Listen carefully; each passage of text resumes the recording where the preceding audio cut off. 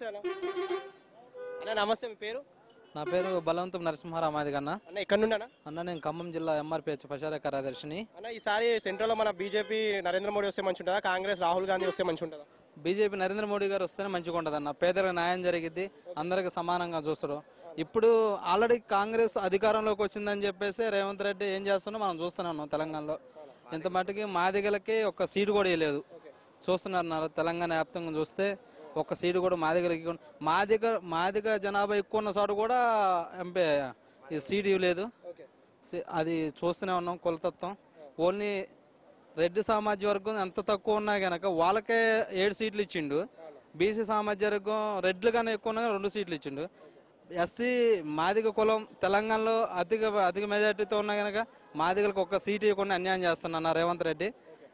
అందుకోసమే కాంగ్రెస్ ప్రభుత్వం కేంద్రంలో వచ్చిందంటే కేంద్రం ప్రభుత్వం కూడా కూలిపోద్ది. అది ఎక్కడ నుండి అన్న? ఖమ్మం. సో ఈసారి సెంట్రల్ లో బీజేపీ వస్తే బాగుంటుందా, మన కాంగ్రెస్ వస్తే బాగుంటుందా? ఖచ్చితంగా బీజేపీ కావాలనే కోరుకుంటా ఉన్నాం. అంటే రాజకీయంగా కానీ లేదంటే పరిపాలన పరంగా కానీ లేదంటే పలానా ప్రధానమంత్రి అభ్యర్థి అని చెప్పేసి కాంగ్రెస్ పార్టీకి ఎటువంటి దిశానిర్దేశం లేదు. ఎవరైనా వచ్చినా కానీ అంటే ఒకవేళ వాళ్ళు ఎన్నుకుంటే రాహుల్ గాంధీకి రాజకీయాలపైన ఎటువంటి అవగాహన లేదు. మోడీ ఇప్పటికి ఆల్రెడీ 2 సార్లు చేసి ఉన్నాడు.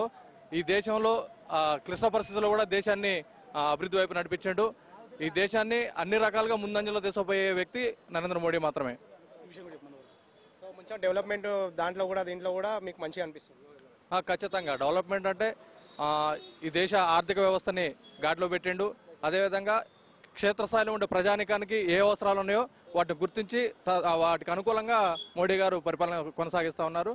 ఇంకా ఈ దేశంలో ఉన్నటువంటి ప్రధాన సమస్యల్లో ఈ భారతదేశానికి ఒకటే రాజ్యాంగం ఉండదు, కానీ ఆర్టికల్ 370 రద్దుతోటి జమ్మూ కాశ్మీర్ కూడా ఈ మిగతా రాష్ట్రాల్లో ఉన్నటువంటి జనాలకు ఎట్లయితే పరిపాలన అందిస్తున్నారో జమ్మూ కాశ్మీర్ కూడా విముక్తి కల్పించిండు మా మోడీ గారు.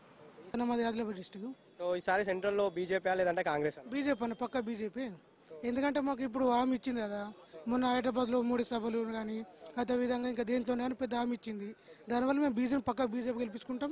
గ్యారెంటీ బీజేపీ వస్తే మేము కోరుకుంటున్నాం అన్న పక్క అన్న. ఇప్పుడైతే ఇప్పటివరకు డెవలప్మెంట్స్ చూసారు కదా, ఇంకేమన్నా కావాలంటే ఇప్పుడు మాకు ఇచ్చిన మాట ప్రకారం మిస్ ఎవరి కన్నా ఒకటి, దానిపైన ఇంతకుముందు ట్రిపుల్ టార్ అది ఒకటి ఇచ్చింది. అలాంటి ఇంకెన్నో అవుతాయి, గ్యారెంటీ అవుతాయి. अभी तो अपन वोट समझ के डालना है. इतने दिनों से डाल के छोड़ दिए. अपना जनता क्या है परेशान था इतने दिन से. वोट समझ के डालना, अपना अपना देखना है. कोसी पार्टी को कब जिताना अपने ऊपर हाथ में. एक वोट कीमती है आम आदमी को. ये क्या है पार्टी अपने अपने भरोसे पे अपने अपने पॉलिटिक्स देखने के वास्ते हर चीज ऑफिसों में और इधर उधर देख के पब्लिक को उल्लू बना रही. अब के इलेक्शन इतना टर्न जाने वाला है, या कांग्रेस आंदे या बीजेपी आंदे या अपना टीआरएस आंदे. अपन अकाउंट अपने को सोच समझ के डालना है. जो पार्टी अपने को साथ दे रही वो पार्टी को जिताना है. अभी क्या है कांग्रेस अपने को फ्री करने वाली है, बोली कुछ भी फ्री नहीं करी. खाली बस फ्री करके छोड़ दी लेडीज को. जेंट्स को क्या करी. जेंट्स तो परेशान है, कारोबारों में परेशान है, धूप में परेशान है, हर चीज में परेशान है जेंट्स.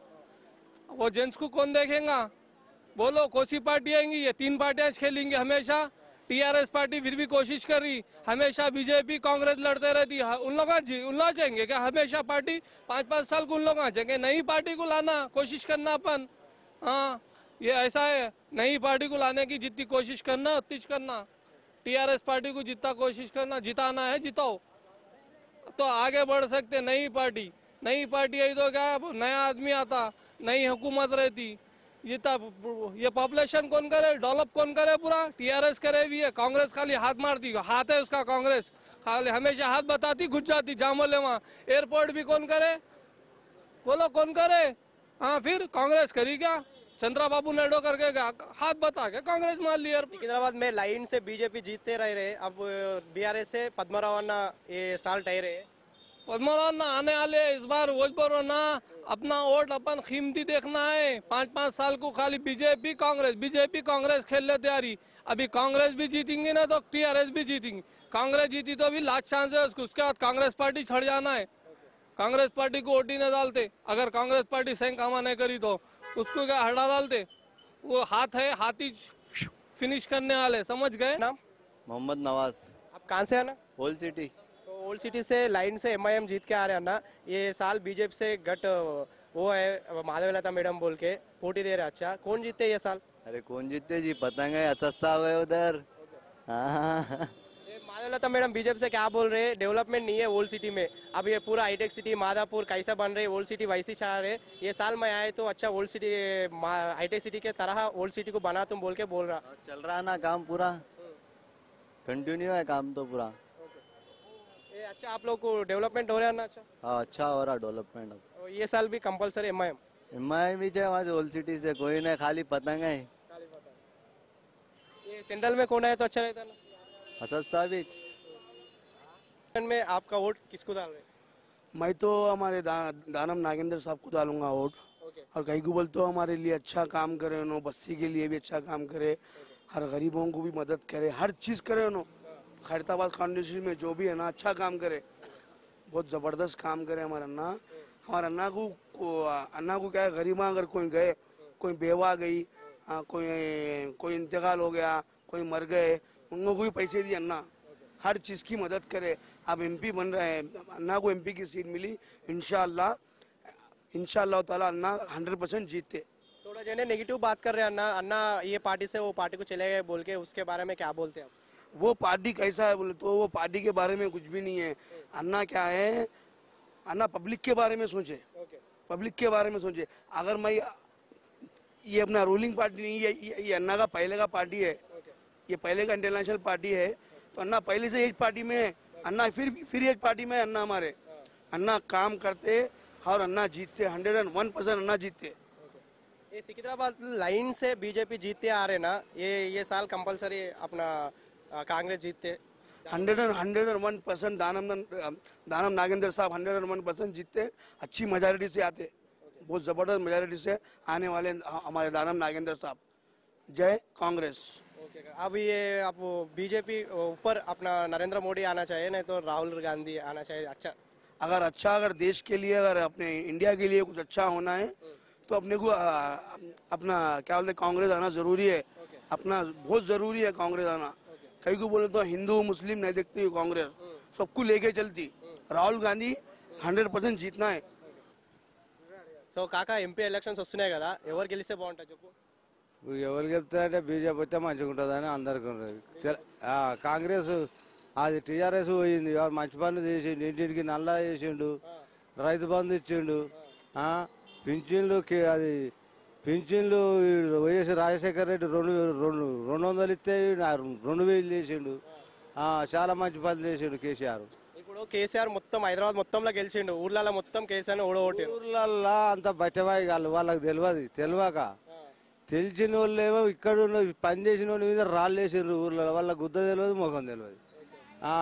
ఇప్పుడు కొంచెం రేట్లు పెరిగినాయా, పప్పుకు ఉప్పుకు సబ్బుకు అరకిలో సరుపుకు 80 రూపాయలట. ఎక్కడికి తేవాలి? కోరికేటు 160. ఇగో ఇట్లా వేయించారు, నమ్మించి గొంతుకు వేసిండు కిరణ్ కుమార్ రెడ్డి. ఇప్పుడు దేశంలో మన నరేంద్ర మోడీ పరిపాలిస్తే మంచిగా ఉంటుందా, రాహుల్ గాంధీ పరిపాలిస్తే మంచిగా ఉంటుందా దేశాన్ని? ఇక ఎవరితే ఇక మనకు ఆ సంగతి తెలియదు. అప్పుడు ఇందిరమ్మ ఉన్నప్పుడు ఇంటింటికి అర్జెంట్లకు బర్రెలనైతే ఇచ్చింది, అప్పుడు గుణపెంకిన్లు ఇచ్చింది. ఇప్పుడు మరి ఇప్పుడు ఏమి ఇస్తుందో మనకు. 10 సంవత్సరాల నుంచి నరేంద్ర మోడీ ఉన్నాడు కదా కాక, ఇప్పుడు నరేంద్ర మోదీ పరిపాలన చూసిరు కదా, ఎట్లా అనిపించింది? ఆయన మంచిగానే చేసిండు. నరేంద్ర రావాలనుకుంటున్నారా? మరి వస్తారు, ప్రజల నోట్లు ఉంటే ఎవడైనా వస్తాడు కదా. ఇప్పుడు నీ ఓటు ఎవరికి? ఎవరికైనా నేను కేసీఆర్కి వేస్తా. ఎక్కడ నుండి సార్? ఇక్కడ విద్యానగర్ హైదరాబాద్ నుంచి. సో ఈసారి సెంట్రల్ లో బీజేపీ వస్తుందా లేదంటే కాంగ్రెస్ వస్తుందా? బీజేపీ కాంగ్రెస్ అనేది రావటం అనేది కలవదు, సంకీర్ణ ప్రభుత్వం వచ్చే సూచనలు అయితే ఉన్నాయి. ఇంతకుముందు మోడీ గారు అన్నట్టు 400 సీట్లు వస్తాయి అన్నారు, కానీ ఇప్పుడు ఫస్ట్ ఫేజ్ సెకండ్ ఫేజ్ అయిపోయిన తర్వాతకి దాంట్లో చేంజెస్ అయిపోయినాయి. ఇప్పుడు వాళ్ళకు 250 దాటేటట్టు లేదు ఇప్పుడు. అందుకని ఇప్పుడు మన తెలంగాణ నుంచి కూడా ఎక్కువ సీట్లు వస్తే మన తెలంగాణ బలం అనేది సెంట్రల్ వేయించడానికి మనకు మంచిగా ఉంటుంది. కాబట్టి మన తెలంగాణలో కూడా ఎక్కువ సీట్లు టీఆర్ఎస్కి రావాలని అందరం కోరుకుంటున్నాం. ఇప్పుడు తెలంగాణలో కూడా హైదరాబాద్ నుంచి బీఆర్ఎస్కి ఎక్కువ సీట్లు వచ్చినాయి, సో విలేజ్లలో కూడా ఎక్కువ సీట్లు రాలేవు. ఈసారి కూడా ఎంపీ సీట్లు అనేవి బీఆర్ఎస్ తీసుకొని వెళ్ళగలుగుతుందా? ఈసారి కూడా బీఆర్ఎస్ ఎంపీ సీట్లు ఎక్కువ వస్తుంది. ఎందుకంటే స్టార్టింగ్లో ఉన్నప్పుడైతే కాంగ్రెస్కి 14-15 సీట్లు వస్తాయని చెప్పారు. కాకపోతే ఇప్పుడు మన కేసీఆర్ అధినేత బస్సు యాత్ర చేసిన తర్వాతకి మొత్తం చేంజ్ అయిపోయింది. ఇప్పుడు కూడా మళ్ళీ టీఆర్ఎస్ఏ మళ్ళీ 12 సీట్ల వరకు గెలుచుకునే అవకాశం ఉంది. కాంగ్రెస్కి 4-5 సీట్లు కూడా వచ్చే అవకాశం లేదు. మన సీట్లు ఎందుకు గెలవాలంటే మనలో పార్లమెంట్లో కూడా మనది కూడా తెలంగాణ గలం బలం వినిపించాలి, వాళ్ళకు కూడా వినిపించాలి. ఎవరు లేకపోతే అక్కడ మన గురించి ఎవరు మాట చెప్పు. మన తెలంగాణ అక్కడ మన గురించి మాట్లాడకపోతే పక్కన ఎవరు మాట్లాడు. కాబట్టి మన దానికి మనం సపోర్ట్ చేసుకోవాలి. ఫస్ట్ సంకీర్ణ ప్రభుత్వం వస్తుంది సెంట్రల్లో, ఎలాగో ఏ ప్రభుత్వం కూడా లేదు. దానికి మనం మెయిన్ కీలకంగా అవుతాం. దానివల్ల మన తెలంగాణ అభివృద్ధి చేసుకోవచ్చు అన్నమాట. సికింద్రాబాద్లో లాస్ట్ లైన్గా మనకు బీజేపీ నుంచి కిషన్ రెడ్డి గారే గెలుస్తున్నారు. ఈసారి మన బీఆర్ఎస్ నుంచి పద్మారావు గారు కూడా నిలబడడం జరిగింది. సో ఈసారి ఎట్లా కనిపిస్తుంది? పద్మారావు గారు అంటే ఆయన జెన్యూన్ క్యాండిడేట్. ఆయన వల్ల కేసులు గీసు అలాంటి ఏమీ లేవు. కిషన్ రెడ్డి గారు లాస్ట్ టైం కూడా ఆయన కేంద్ర మంత్రి ఉండు, ఆయన కూడా నిధులు తెచ్చిన ఇంతవరకు సున్నా, ఏం నిధులు ఇంతవరకు ఏం తీయలేదు మనకి. కాకపోతే మళ్ళీ కూడా ఇప్పుడు కూడా టీఆర్ఎస్ ప్రభుత్వమే, టీఆర్ఎస్ సీటే ఇప్పుడు. మోడీ గారా లేదంటే కాంగ్రెస్ నుంచి రాహుల్ గాంధీ గారా? ఇప్పుడు లాస్ట్ టైం 2 times మనం మోడీ గారిని చూసామండి. ఈసారి కొత్తగా బీఆర్ఎస్ గారిని పార్టీ పెట్టుకున్నాం కదండి. మన సిద్దిపేట గారిని, మా సిద్దిపేట కాంగ్రెస్ కేసీఆర్ అడ్డా. ఇప్పటి వరకు ఇంత అభివృద్ధి 20 ఏళ్ళు చూస్తున్నా, ఇంతవరకు డెవలప్ అవుతా, ఇంత ఘోరంగా డెవలప్ ఎప్పుడు కాలేదు. ఇప్పుడు టీఆర్ఎస్ బీఆర్ఎస్ ఎప్పుడైతే ఏర్పడదో ఇంత డెవలప్ జరిగింది. మా దగ్గర కూడా గ్రామాలు కానీ, మండలాలు కానీ, స్థానికంగా టౌన్స్ కూడా సిద్దిపేట కానీ, సిరిసిల్ల కానీ, కామారెడ్డి కానీ, ఇలాంటి చిన్న చిన్న టౌన్లో చాలా డెవలప్ అయినాయి. మనం కూడా సెంట్రల్ ఒకసారి అవకాశం ఇస్తే 12 సీట్లు 10 సీట్లు మనం అవకాశం ఇచ్చామనుకో బీఆర్ఎస్ పార్టీకి, దాని మీద ఇంకా మనం ఇంప్రూవ్ చూడగలుగుతాం కదా, మనం కూడా ట్రై చేయగలుగుతాం. సరే జనాల కోసం మార్పు కావాలనుకున్నారు, కాంగ్రెస్ని గెలిపించారు, దాని పర్లేదు. అది ఎప్పటికీ శాశ్వతం కాదు. కాంగ్రెస్ 40 ఏళ్ళు 50 ఏళ్ళు చేసి కూడా మనకి ఏం అభివృద్ధి చేయలేదు. ఎక్కడ ఉన్న డ్రైనేజీలు అక్కడే ఉన్నాయి, ఎక్కడ ప్రాబ్లం అక్కడే ఉండేది. అందుకే ఒకసారి బీఆర్ఎస్కి అవకాశం ఇద్దాం. 10 years చేస్తేనే ఇంత అభివృద్ధి చేసిండు, ఒకసారి సెంటర్లో కూడా చూద్దాం. చూస్తే దానివల్ల ఏమన్నా ఉపయోగం ఉంటుంది కదా మనకు. మొన్న కూడా మొత్తం విలేజ్లలో చాలా వరకు అయితే కాంగ్రెస్ సపోర్ట్ చేశారు, బీఆర్ఎస్ సపోర్ట్ చేయలేదు, ఓన్లీ సిటీలో మాత్రమే చేశారు. అట్లా ఏం లేదు, దానికి ఒకటే ప్రాబ్లం ఏమన్నా అంటే రెడ్డి ఫీలింగ్ అని, అంతా దూరాల పాలన అని. ఇప్పుడున్న వాళ్ళు కూడా అండి బీసీలు ఉన్నారా, ఎస్సీలు ఉన్నారా, అంత వాళ్ళు కదా రెడ్డి బీసీ అంతా వాళ్ళు. ఇప్పుడైతే బీసీలు ఎస్సీలు వాళ్ళు లేరు, ఎమ్మెల్యే మినిస్టర్లు అంతా వాళ్ళే కదా. ఆయన ఇప్పుడు వచ్చి కూడా ఇన్ని రోజులు అవుతుంది, 4 నెలలు అవుతుంది. ఆయన అన్న పథకాలు లేవండి. ఇప్పుడు రైతులకి గ్రామాల, మాకు తెలిసి గ్రామాలలో ఇప్పుడు ఏం చేసిండు, ఒక క్వింటల్పై 500 రూపాయలు దానం వేస్తా అని చెప్పిండు, క్వింటల్పై 500 రూపాయలు చేస్తా అని చెప్పిండు. అది కూడా ఇంతవరకు స్టార్ట్ చేయలేదు. ఇప్పుడు ముసలి వాళ్ళకి మా తాత అతను పింఛన్లు వేస్తా అని చెప్పి అసలు ఉన్న పింఛన్లు ఇవ్వట్లేదు. సరే నమ్మి గెలిపించారు ఈరోజు. సరే అది కూడా చూస్తారు జనాలు, తెలియాలి కదా వాళ్ళకు కూడా, తెలియాలి కష్టపడేది ఏంది, ఎవరు చేశారు, ఎవరు అభివృద్ధి చేశారు, రేపు రాబోయే రోజులు ఎలా ఉంటే కూడా తెలియాలి జనాలకు. సరే కొంతమంది నమ్మి ఈయన మీద ఏదో ఇష్టం చేయొచ్చు, ఈ మాత్రం డెవలప్ చేసిన కూడా ఎవరు లేరు. గతంలో సీఎంలు వేరు, చాలామంది వేరు కాంగ్రెస్ పార్టీ నుంచి ఎవరు వేయలేదా? మధ్యలో ఒక 10 years కదా, అంత గతంలో అంతమంది చేసిన వాళ్ళు వేరే ఉన్నారు కదా, అప్పుడేం డెవలప్ కాలేదా? ఆంధ్రాలో రోడ్లు జరిగినాయండి, నేషనల్ హైవే ఆంధ్రాలో ఎప్పుడో జరిగినాయి. జస్ట్ మా సిద్దిపేట 100 kilometers. ఎప్పుడైంది మాకు ఈ 10 yearsలో అయింది 4 way అయింది. కామారెడ్డి నుంచి సిద్దిపేట సార్ హైదరాబాద్ నుంచి రామగుండం వరకు అయింది 4 way. ఇప్పుడే చూస్తున్నాం మేము రోడ్డు. మా అంతా 100 kilometers ఉండదండి మా సిద్దిపేట, ఇప్పుడు మాకు 4 way జరిగింది. మరి అదే 500 kilometers 600 kilometers విజయవాడ కానీ వైజాగ్ కానీ 4 way అయినాయి వాళ్ళకు. మా అంతా 100 kilometers 4 way. ఇక్కడ అభివృద్ధి కాలేదు తెలంగాణలో. ఇక అభివృద్ధి కానికి అది ఒకటే ఉదాహరణ మాకు. ఇప్పుడు సెంటర్లో ఎవరుంటే బాగుంటుంది అనిపిస్తుంది? మేము 100% బీఆర్ఎస్ అనుకుంటున్నానండి. బీఆర్ఎస్ పార్టీ కావాలని కూడా చాలా మంది అనుకుంటారు, చదువుకున్న వాళ్ళు కానీ 100% సపోర్ట్ ఇస్తారు. ఎందుకంటే ఈ 10 ఏళ్ళు అక్కడ అభివృద్ధి చూసినాం కదా, అక్కడ చూద్దాం, అవకాశం ఇద్దాం. సరే ఈ 10 సీట్ల వల్లనే మేము అక్కడ ఫామ్ చేస్తామని కాదు.